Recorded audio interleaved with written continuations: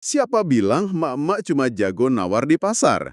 Di tangan ibu-ibu Aisyah, sampah dapur itu bisa berubah jadi emas batangan loh. Selamat datang kembali di podcast Donggeng. Tempat kita mengupas kisah-kisah nyata yang kadang lebih hebat dari fiksi. Tapi pertanyaannya gini, benarkah menukar sampah ini bisa jadi tiket umroh atau investasi emas beneran atau ini cuma ya gimmick sesaat yang hangat-hangat tai ayam? Nah, itu dia yang akan kita bedah hari ini. Kita bakal lihat gimana Duster Power ini membangun sebuah gerakan dari tingkat RT sampai bisa kolaborasi sama BUMN raksasa. Oke, semangatnya dapat banget. Tapi kita ngomongin teknisnya dulu deh. Jujur aja, memilah sampah itu kan repot. Betul? Bau, kotor, butuh tempat lagi di rumah. Pertanyaannya, apa beneran hasilnya itu sepadan sama keribetannya setiap hari? Itu pertanyaan paling mendasar ya. Dan untungnya sumber kita punya jawaban lewat studi kasus yang sangat konkret. Oke, gimana tuh? Coba kita lihat kisah Ibu Eka Sri di Desa Curah Nongko, Jember. Nah, beliau ini seorang agen pegadaian yang juga mengelola bank sampah Meranti Peduli. Hmm. Sejak 2022, dia itu sudah berhasil merangkul 111 nasabah. 111 nasabah. Oke, lumayan untuk skala desa. Tapi prosesnya gimana? Maksudnya, apa yang bikin 111 orang ini mau repot-repot milah sampah? Kuncinya penyederhanaan proses.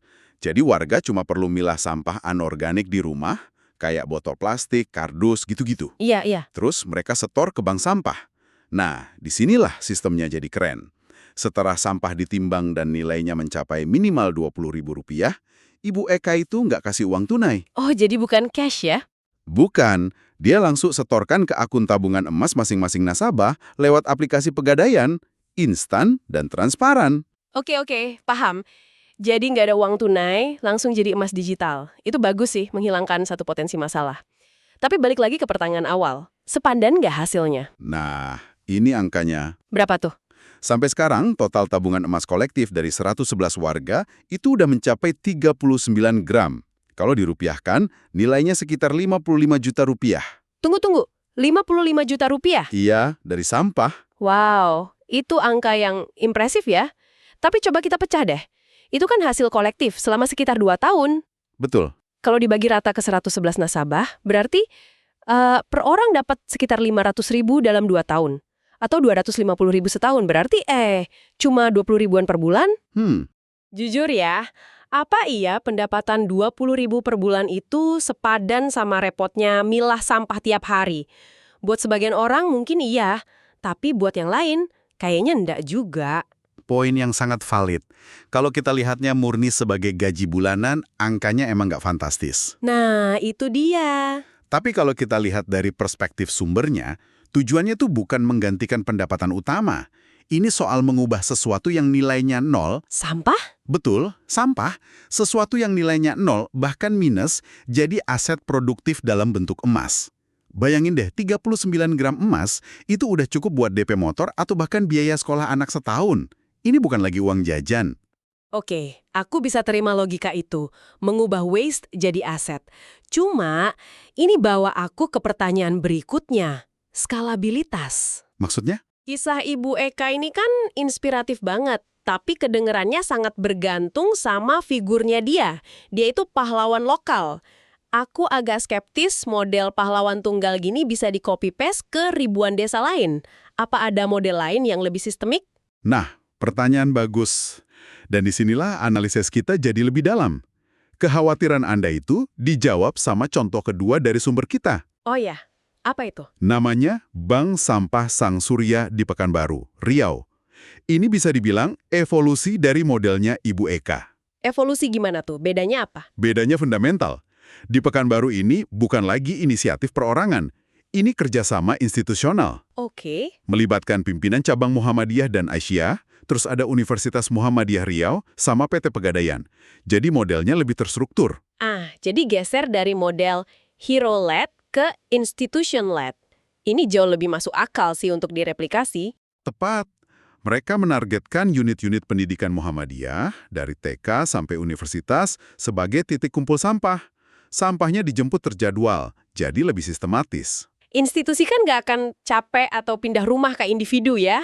Oke, masuk akal. Dan teknologi juga perannya krusial di sini.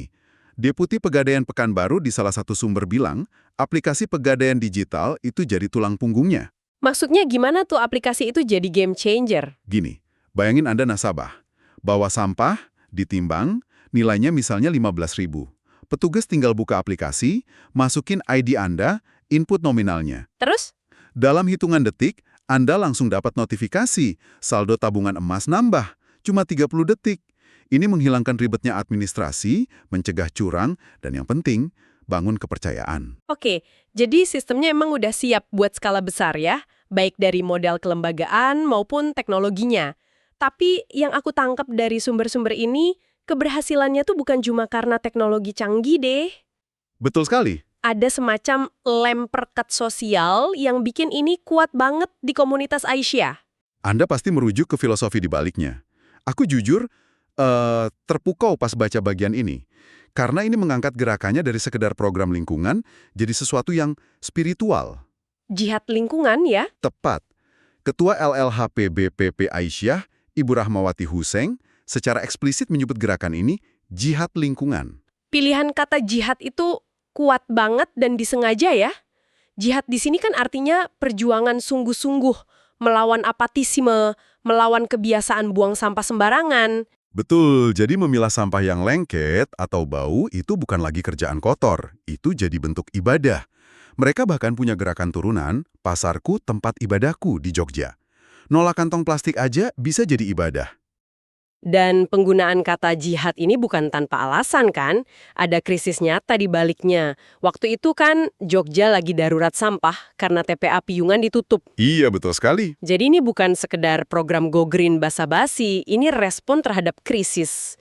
Dan ada pengingat yang mengerikan soal kenapa memilah sampah ini penting banget. Tragedi TPA Lewi Gajah tahun 2005. Tepat. Ratusan orang tewas bukan karena longsor biasa, tapi karena ledakan gas metana dari sampah yang nggak dipilah. Ngeri banget ya. Jadi waktu ibu-ibu Aisyah ini misahin sisa sayur dari botol plastik, mereka itu secara gak langsung lagi mitigasi bencana, mencegah Lewi Gajah baru. Dan yang luar biasa, solusinya nggak berhenti di situ. Mereka nambahin satu lapisan sosial yang berlian di atasnya. Shodako sampah. Nah itu gimana cara kerjanya di lapangan? Sederhana. Nggak semua hasil jualan sampah masuk ke kantong pribadi. Banyak cabang Aisyah yang menyisihkan sebagian hasilnya untuk kas sosial. Oh, jadi buat komunitas ya? Iya, uangnya dipakai buat operasional TK Aisyah atau buat santunan lansia dan duafa. Sampah jadi jaring pengaman sosial. Ini poin penting banget. Jadi sampah bukan cuma jadi investasi individu dalam bentuk emas, tapi juga investasi sosial. Dan ternyata investasi sosial ini ada ukurannya loh. Maksudnya? Aku nemu data dari laporan keberlanjutan Pegadaian. Mereka hitung nilai SROI, Social Return on Investment. SROI? Oke, hasilnya gimana? Hasilnya 1:11,9. Itu artinya apa secara praktis? Artinya gini, setiap Rp1 yang diinvestasikan Pegadaian ke program ini berhasil menghasilkan manfaat sosial senilai Rp11,9 buat masyarakat. Wow. Manfaatnya itu ya peningkatan pendapatan, biaya pendidikan anak, lingkungan lebih bersih, banyak banget. Ini membuktikan programnya bukan bakar uang CSR, tapi investasi sosial yang efisien. Jadi setiap rupiahnya kembali hampir 12 kali lipat dalam bentuk manfaat. Gila. Kalau skala totalnya gimana? Nah, ini yang bikin kaget. Sampai 2024, total saldo tabungan emas yang terkumpul dari program ini di seluruh Indonesia mencapai 18,9 miliar rupiah. Sebentar. 18,9 miliar rupiah. Iya. Ini bukan lagi uang receh dari botol bekas ya. Ini aset kolektif yang signifikan, yang dibangun dari sesuatu yang kita anggap gak ada harganya. Benar-benar mengubah cara kita mandang sampah. Jadi kalau kita simpulkan, ya, rahasianya itu beneran ada di the power of emak-emak yang dilembagakan sama Aisyah. Mereka masuk lewat pintu yang paling pas, pengajian. Sangat membumi ya. Langsung ke manajer operasional di setiap rumah. Betul sekali. Tapi ya, kita juga harus realistis. Sumber kita juga bilang, ini nggak selamanya mulus. Tantangan terbesarnya itu menjaga konsistensi. Stamina ya. Betul. Apalagi kalau harga sampah anjlok atau pengepulnya telat datang. Disitulah kekuatan organisasi dan niat ibadah tadi diuji. Butuh komitmen jangka panjang, bukan cuma semangat di awal. Benar. Tapi yang pasti, gerakan ini udah berhasil menggeser cara pandang. Aku suka banget sama satu slogan di sumber kita. Membuang sampah pada tempatnya itu kuno, yang modern itu pantang nyampah. Keren. Jadi bukan cuma mengelola, tapi mengurangi dari sumbernya. Tepat. Dan pada akhirnya, kajian kita hari ini membuktikan satu hal. Aksi kecil di rumah, kalau dilakukan bareng-bareng dan didukung sistem yang baik, dampaknya bisa masif banget. Semua dimulai dari botol bekas, kardus, sampai minyak jelantah di dapur Anda. Nah, ini pertanyaan penutup buat Anda renungkan. Setelah dengar ini semua, kira-kira sampah apa di rumah Anda yang ceritanya bisa berubah mulai besok pagi? Pernah nggak sih Anda berhenti sejenak sebelum membuang sampah dapur dan berpikir, gimana kalau tumpukan ini bukan cuma bisa mengurangi masalah lingkungan, tapi juga bisa membiayai sekolah? Atau bahkan diubah jadi tabungan emas? Kedengarannya kayak fiksi ya. Tapi ternyata ini jadi kenyataan loh di banyak sudut Indonesia. Hari ini kita akan coba bedah sebuah gerakan akar rumput yang menurut saya luar biasa, di mana sampah, sesuatu yang kita anggap kotor, nggak berharga, justru jadi aset. Betul sekali. Dan untuk membedah ini, kita udah kumpulin semua barang buktinya. Di depan kita ini ada clipping berita lokal dari Yogyakarta, ada juga semacam dokumen strategi internal dari gerakan ini, sampai ini tebel banget laporan keberlanjutan dari salah satu BUMN. Lengkap ya? Lengkap. Misi kita hari ini adalah menggali lebih dalam untuk paham gimana sih inisiatif kayak Pasarku Tempat Ibadahku dan program memilah sampah menabung emas ini bisa merangkai banyak hal. Kepedulian lingkungan, kekuatan komunitas, nilai spiritual, sampai literasi finansial. Jadi satu gerakan yang solid. Oke, mari kita langsung bongkar. Namanya aja udah puitis banget dan bikin penasaran, Pasarku Tempat Ibadahku. Ini kan bukan nama yang biasa ya untuk program kebersihan. Apa sih sebetulnya makna di baliknya? Dari mana asalnya? Ini tuh inisiatif yang lahir dari rahim organisasi perempuan Muhammadiyah, yaitu Aisyah. Gerakannya mulai viral sekitar September 2025 dan pusatnya itu di Pasar Demangan, Yogyakarta. Ide intinya kalau kita lihat dokumen mereka, cerdas sekali. Cerdasnya gimana tuh? Fokusnya bukan pada apa yang harus dilakukan, tapi kenapa kita melakukannya. Jadi mereka membingkai ulang aktivitas sehari-hari yang jujur aja membosankan. Kayak jaga kebersihan pasar, ngurangin kantong plastik, itu kan sepele ya? Nah, itu diubah jadi sesuatu yang bernilai spiritual. Aktivitas itu nggak lagi dilihat sebagai beban, tapi sebagai bagian dari ibadah. Sumber kita bahkan menyebutnya dengan istilah yang sangat kuat ya. Jihad lingkungan. Itu kan istilah yang syarat makna. Apa penggunaan kata jihad ini nggak berisiko disalahpahami? Atau justru di situ kekuatannya? Pertanyaan bagus. Nah, justru di situ letak kekuatannya. Mereka secara sadar merebut kembali makna kata jihad dari konotasi kekerasan kembali ke makna aslinya, yaitu bersungguh-sungguh. Oh, oke. Perjuangan ya, betul. Jadi jihad lingkungan di sini adalah perjuangan sungguh-sungguh melawan musuh bersama sampah. Ini cara menunjukkan keseriusan yang luar biasa. Konteksnya juga penting. Gerakan ini lahir dari kondisi darurat sampah di Yogyakarta waktu itu. TPA penuh, sampah meluber kemana-mana. Jadi ini bukan ide bagus dari ruang rapat ber-AC, tapi sebuah respon langsung dari krisis di depan mata. Tepat sekali. Jadi ini pergeseran fundamental. Bukan lagi soal teknis, ayo pilah sampah. Tapi mengubah mindsetnya dulu. Menjadikan kebersihan sebagai bagian dari iman, secara harfiah. Anda menangkap poin kuncinya. Kekuatan utama gerakan ini adalah pendekatan dari bawah, bottom up, bukan instruksi dari pemerintah. Mereka menyusup lewat jaringan sosial yang sudah solid dan dipercaya, yaitu kelompok pengajian ibu-ibu. Targetnya jelas berarti ya. Yang mau ikut pengajian, syaratnya wajib bawa sampah terpilah dari rumah. Awalnya mungkin berat, tapi lama-lama jadi kebiasaan. Efektif sekali. Dan ada sisi urgensi yang lebih mengerikan di baliknya kan? Ini bukan cuma soal lingkungan yang nggak enak dilihat. Sangat mengerikan. Salah satu dokumen mengutip seorang aktivis yang mengingatkan lagi soal tragedi Lewi Gajah di Cimahi tahun 2005. Oh, yang ledakan TPA itu ya? Betul. TPA di sana meledak karena akumulasi gas metana.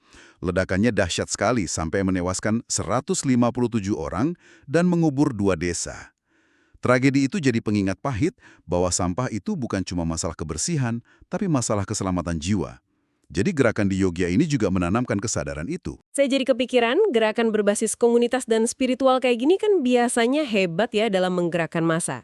Tapi seringkali mereka kesulitan soal skala dan keberlanjutan finansial. Apa mereka berhenti di situ? Atau ada langkah selanjutnya? Mungkin ini hubungannya sama emas yang disebut di awal tadi. Nah, tepat sekali. Disinilah ceritanya jadi lebih kompleks dan menarik. Gerakan akar rumput ini kemudian nemu pasangan dansa yang tidak terduga. Sebuah BUMN, PT Pegadaian. Mereka kolaborasi dalam program yang namanya Lugas Banget, Memilah Sampah Menabung Emas atau MSME. Bagaimana mekanismenya? Rumit gak? Sama sekali enggak, justru kesederhanaan itu kuncinya. Jadi, warga bawa sampah yang sudah dipilah ke bank sampah. Di sana, sampah ditimbang, nilainya dikonversi jadi saldo rupiah. Nah, saldo rupiah inilah yang secara otomatis, real time, langsung masuk ke rekening tabungan emas Pegadaian milik warga. Jadi, mereka nggak terima uang tunai, tapi langsung gramasi emas.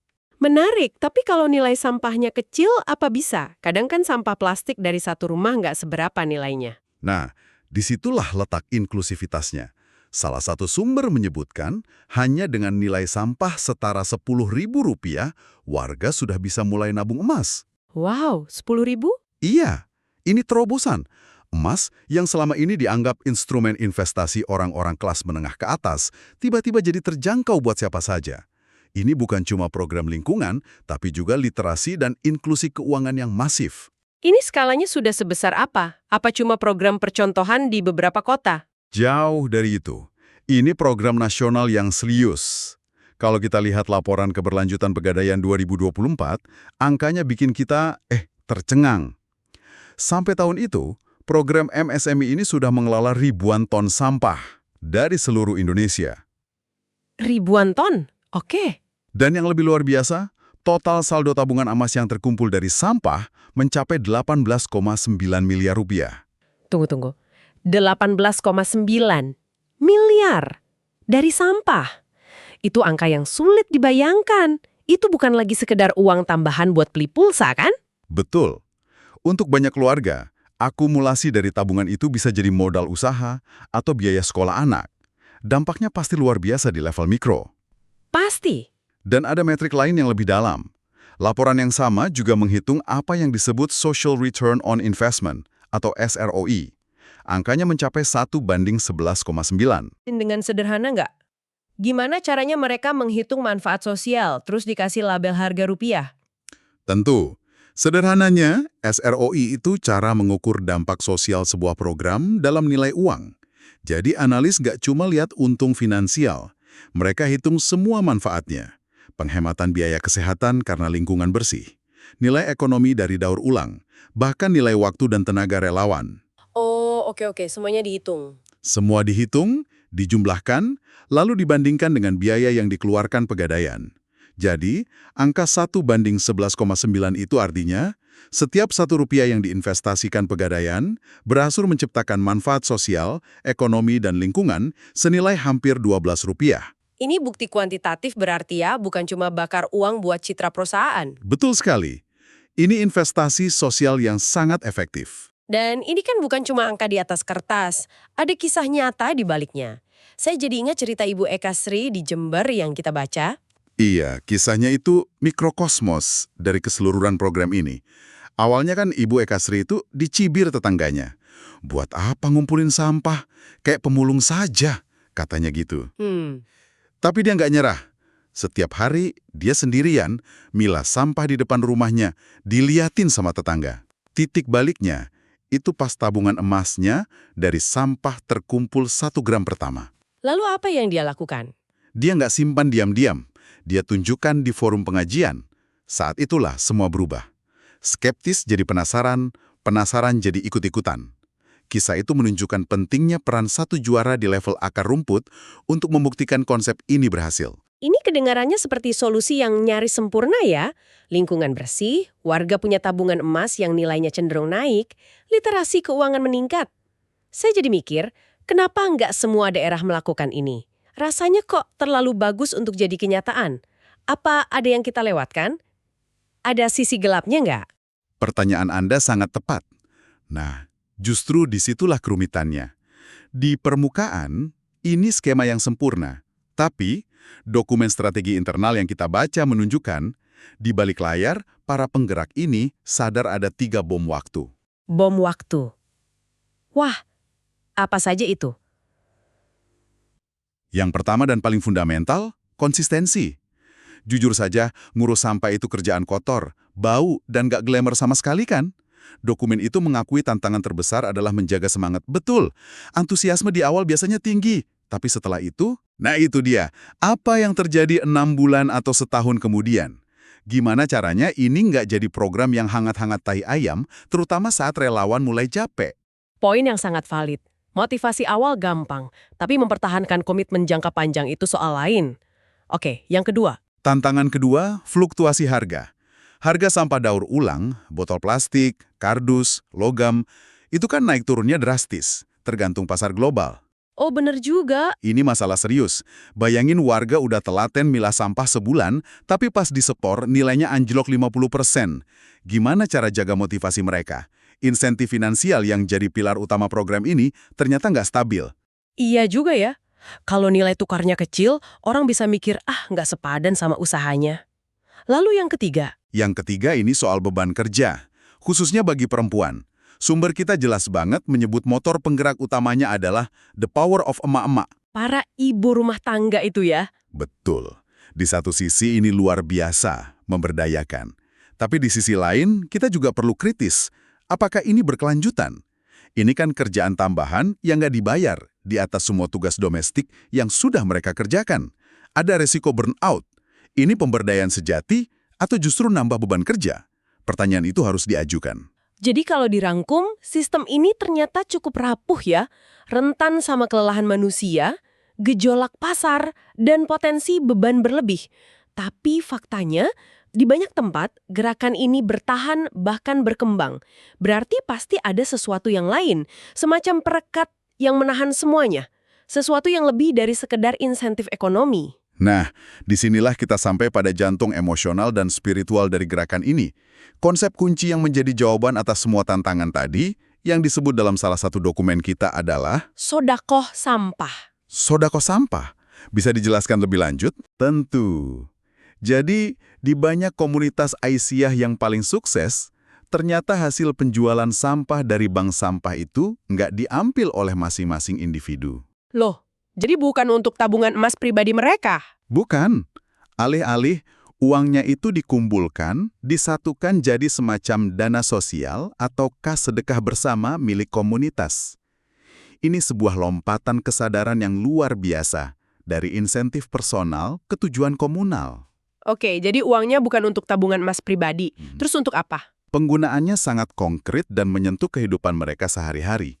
Dana dari sodakoh sampah ini dipakai misalnya untuk membiayai operasional Taman Kanak-Kanak Aisyah atau TK Aba, tempat anak cucu mereka sekolah. Atau untuk menyantuni warga lansia yang hidup sebatan kara di lingkungan mereka. Jadi semacam jaring pengaman sosial ya? Tepat. Salah satu sumber bahkan menggambarkannya sebagai jaring pengaman sosial yang ditenun dari sampah.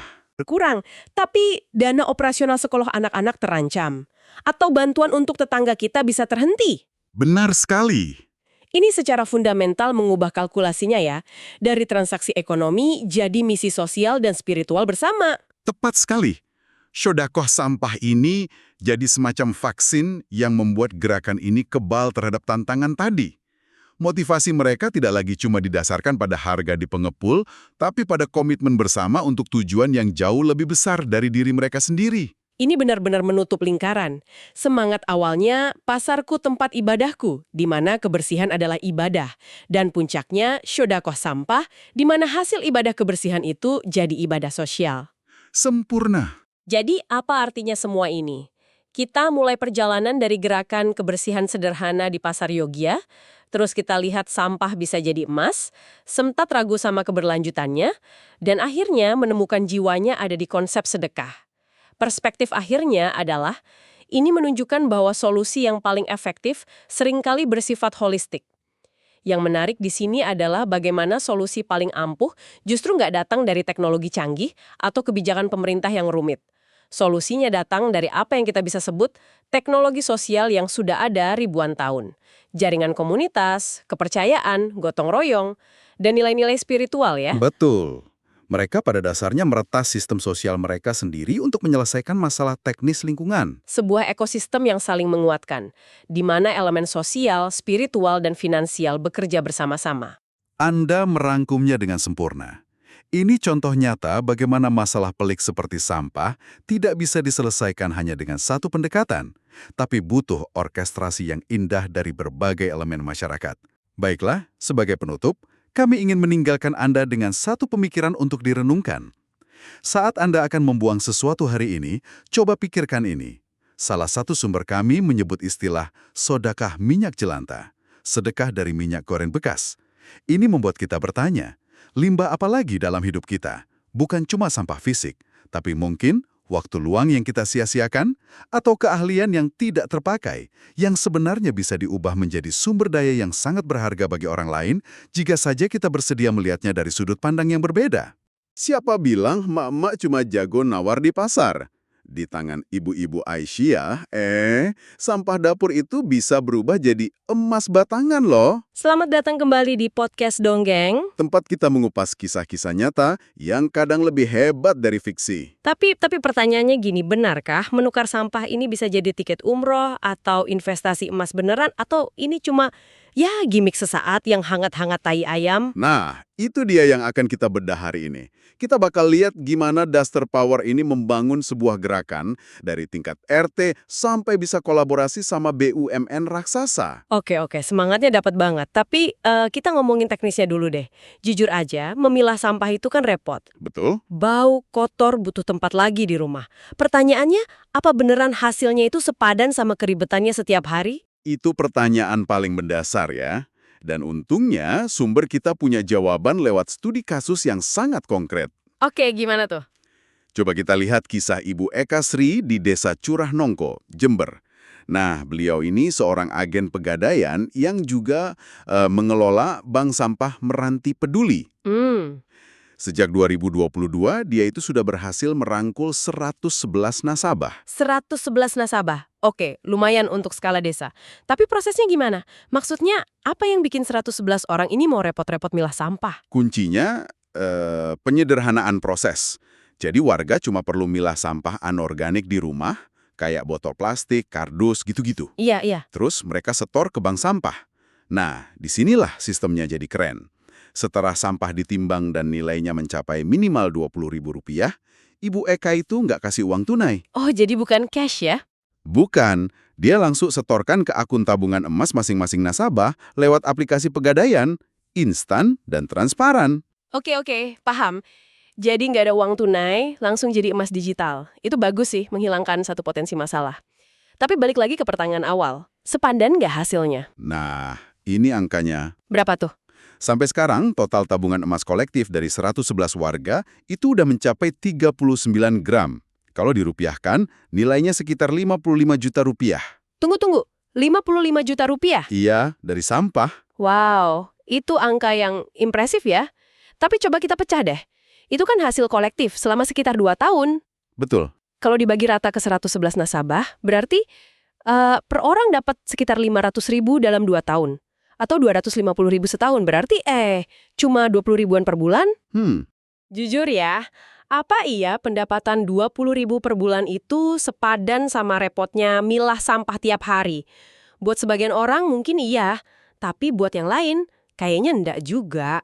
Poin yang sangat valid.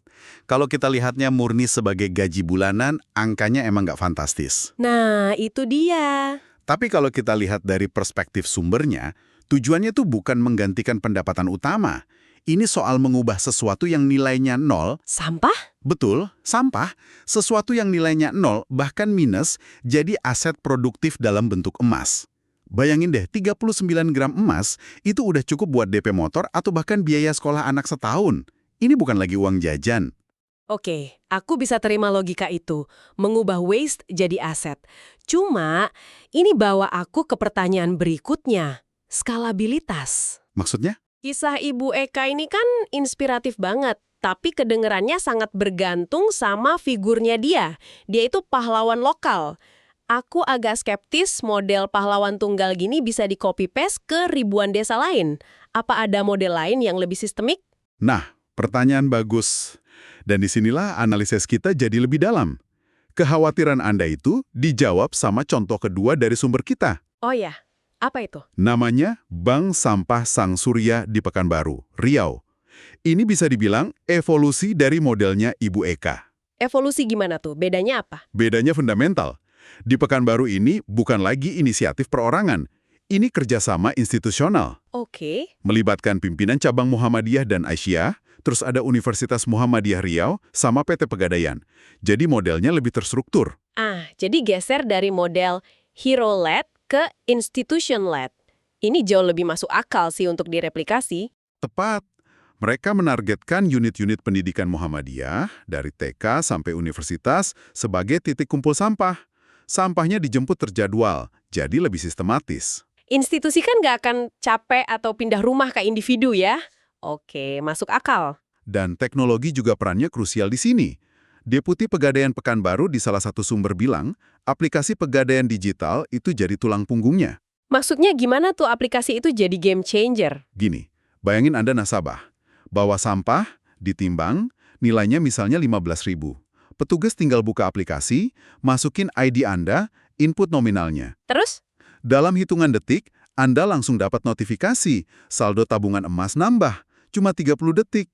Ini menghilangkan ribetnya administrasi, mencegah curang, dan yang penting, bangun kepercayaan. Oke, jadi sistemnya emang udah siap buat skala besar ya, baik dari model kelembagaan maupun teknologinya. Tapi yang aku tangkap dari sumber-sumber ini, keberhasilannya tuh bukan cuma karena teknologi canggih deh. Betul sekali. Ada semacam lem perkat sosial yang bikin ini kuat banget di komunitas Aisyah. Anda pasti merujuk ke filosofi di baliknya. Aku jujur, terpukau pas baca bagian ini. Karena ini mengangkat gerakannya dari sekedar program lingkungan jadi sesuatu yang spiritual. Jihad lingkungan ya? Tepat. Ketua LLHP BPP Aisyah, Ibu Rahmawati Hussein, secara eksplisit menyebut gerakan ini jihad lingkungan. Pilihan kata jihad itu kuat banget dan disengaja ya. Jihad di sini kan artinya perjuangan sungguh-sungguh, melawan apatisme, melawan kebiasaan buang sampah sembarangan. Betul, jadi memilah sampah yang lengket atau bau itu bukan lagi kerjaan kotor, itu jadi bentuk ibadah. Mereka bahkan punya gerakan turunan, pasarku tempat ibadahku di Jogja. Nolak kantong plastik aja bisa jadi ibadah. Dan penggunaan kata jihad ini bukan tanpa alasan kan? Ada krisis nyata di baliknya. Waktu itu kan Jogja lagi darurat sampah karena TPA Piyungan ditutup. Iya, betul sekali. Jadi ini bukan sekedar program Go Green basa-basi, ini respon terhadap krisis. Dan ada pengingat yang mengerikan soal kenapa memilah sampah ini penting banget. Tragedi TPA Lewi Gajah tahun 2005. Tepat. Ratusan orang tewas bukan karena longsor biasa, tapi karena ledakan gas metana dari sampah yang nggak dipilah. Ngeri banget ya. Jadi waktu ibu-ibu Aisyah ini misahin sisa sayur dari botol plastik, mereka itu secara gak langsung lagi mitigasi bencana, mencegah lewi gajah baru. Dan yang luar biasa, solusinya nggak berhenti di situ. Mereka nambahin satu lapisan sosial yang berlian di atasnya. Shodako sampah. Nah itu gimana cara kerjanya di lapangan? Sederhana. Nggak semua hasil jualan sampah masuk ke kantong pribadi. Banyak cabang Aisyah yang menyisikan sebagian hasilnya untuk kas sosial. Oh, jadi buat komunitas ya? Iya, uangnya dipakai buat operasional TK Aisyah atau buat santunan lansia dan duafa.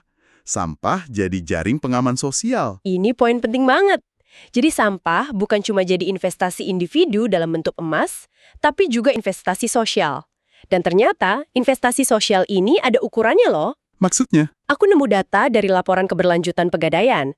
Mereka hitung nilai SROI, Social Return on Investment. SROI?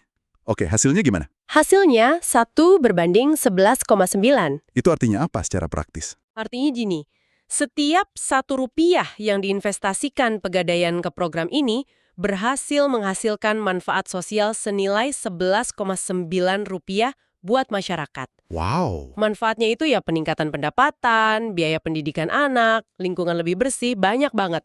Ini membuktikan programnya bukan bakar uang CSR, tapi investasi sosial yang efisien. Jadi setiap rupiahnya kembali hampir 12 kali lipat dalam bentuk manfaat. Gila. Kalau skala totalnya gimana? Nah, ini yang bikin kaget. Sampai 2024, total saldo tabungan emas yang terkumpul dari program ini di seluruh Indonesia mencapai 18,9 miliar rupiah. Sebentar. 18,9 miliar rupiah. Iya. Ini bukan lagi uang receh dari botol bekas ya. Ini aset kolektif yang signifikan, yang dibangun dari sesuatu yang kita anggap gak ada harganya. Benar-benar mengubah cara kita mandang sampah. Jadi kalau kita simpulkan, ya rahasianya itu beneran ada di the power of emak-emak yang dilembagakan sama Aisyah. Mereka masuk lewat pintu yang paling pas, pengajian. Sangat membumi ya. Langsung ke manajer operasional di setiap rumah. Betul sekali. Tapi ya, kita juga harus realistis. Sumber kita juga bilang, ini nggak selamanya mulus. Tantangan terbesarnya itu menjaga konsistensi. Stamina ya. Betul. Apalagi kalau harga sampah anjlok atau pengepulnya telat datang. Disitulah kekuatan organisasi dan niat ibadah tadi diuji.